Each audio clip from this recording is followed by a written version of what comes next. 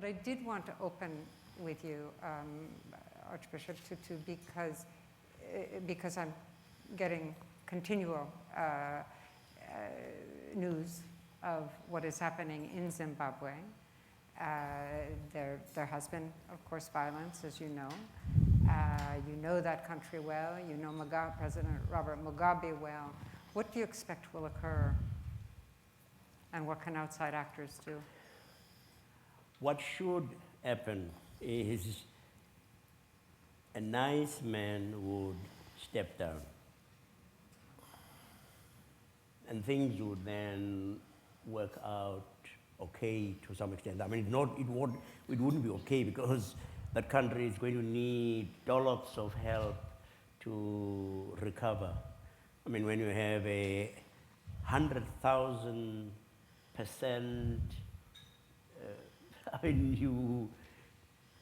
I don't even know what it really means when people can't buy bread in a country that used to be a bread basket. You have inflation of that order. It's going to need a very great deal, a mini Marshall Plan, I think.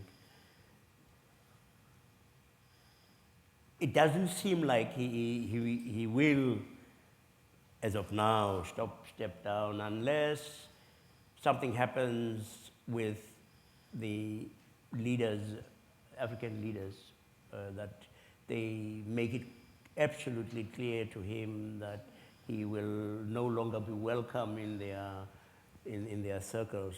I doubt that will happen easily. I called earlier for an international force to be present, just to be there to protect people from what is obviously going to be happening.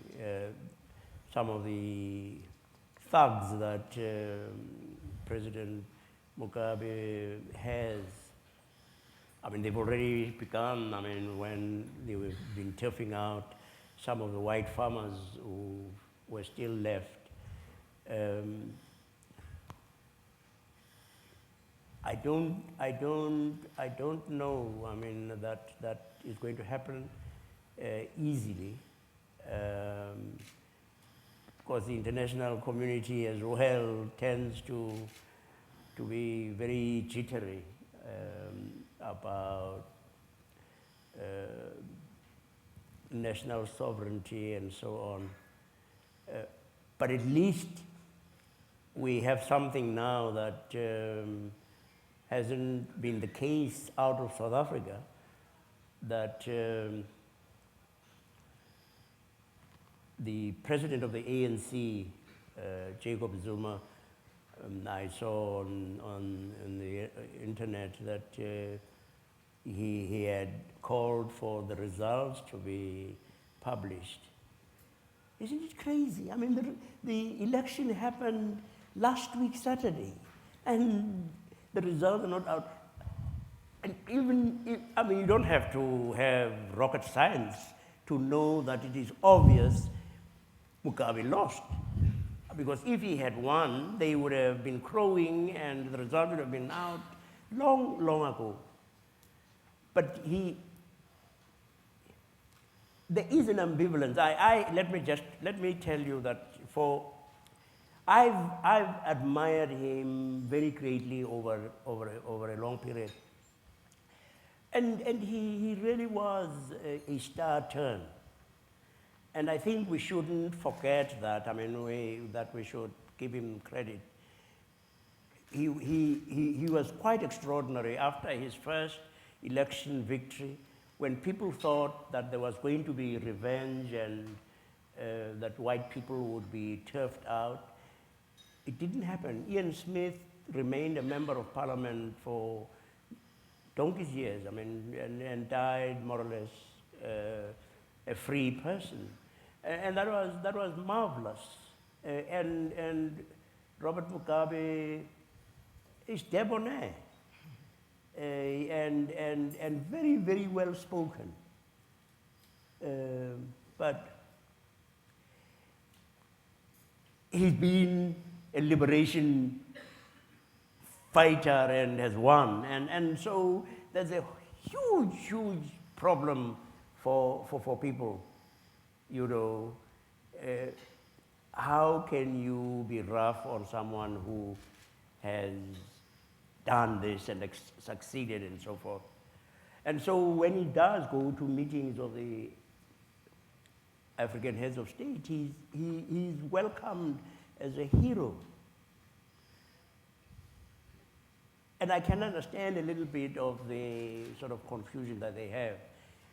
But I have said, I mean, that all of us African leaders, both political and non-governmental, we really probably ought to be hanging our heads in shame.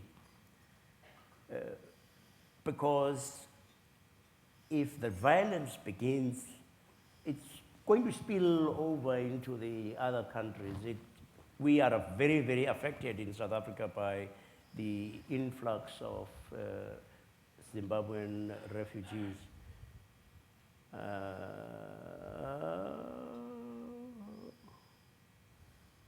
One reason why I'm so glad I'm not God, you know.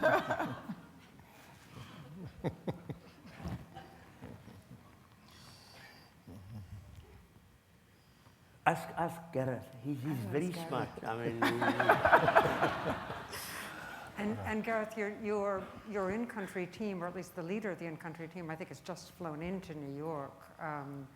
So you probably have fairly fresh news. I know that Thabo Mbeki of South Africa is going to be meeting with Morgan Tsvangirai, who is may be president, may become president. But I don't know what else is happening in terms of African leaders reaching out. Might I just say at the outset that Desmond Tutu, a quarter fit, is more lucid and compelling than the rest of us fully fit, and why he needs a pinch hitter to support him on this occasion, I'm not at all sure, but we'll do our best to add some value. It's very difficult to know precisely what's going on in Zim at the moment, other than clearly they lost the election, Mugabe, and they're scrambling to find a way of recovering ground. And I think the answer has to be real peer group pressure, as Desmond says, coming from the African leadership, and in particular his peers in Southern Africa, whose performance, frankly, so far has been quite lamentable in terms of imposing that pressure, even to the extent of the election monitoring team from SADC, the Southern African region, giving effectively a clean bill of health for what was, on any view, a conspicuously flawed election process, which has become even more ugly since in terms of the resistance to anything happening. With that sort of pressure, it is not impossible still, I think, that some kind of agreed consensual outcome can be reached, and that's what we must all hope for, because the fear is that if it does go to a second round vote, the thugs are going to be out in force, and we really are going to see some quite horrendous violence. That's been our concern from the outset. I think the crucial players now, once again, are going to be people like Kofi Annan, Joachim Chissano from Mozambique, Desmond himself, if he can find it possible to assist in this respect. People who do have some real credibility, Chissano in particular, with Mugabe, because frankly he's quite contemptuous of most of his African peer group, and it's very difficult to persuade him to alter course. The final thing I'd say is that in trying to reach some sort of accommodation through mediation processes and peer group pressure of this kind, I think we all have to take a deep breath and face the possibility of giving Mugabe a soft exit route with some pretty clear guarantees that for all the many sins and the many horrors that he's perpetrated over the recent years of his government in particular, it's best for everyone that he be encouraged just to stand down.